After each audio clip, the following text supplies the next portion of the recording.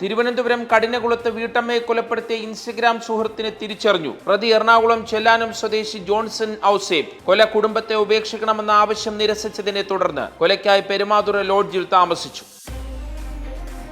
അമേരിക്കയിലെ ലോസ് ആഞ്ചൽസിൽ വീണ്ടും ആശങ്ക പടർത്തി കാട്ടുതീ പടരുന്നു. 3 മണിക്കൂറിൽ 8000 ഏക്കർ കത്തിയമർന്നു. തീ പടർന്നത് 7 ഇടത്ത്. 31,000 പേർക്ക് വീടൊഴിയാൻ നിർദ്ദേശം.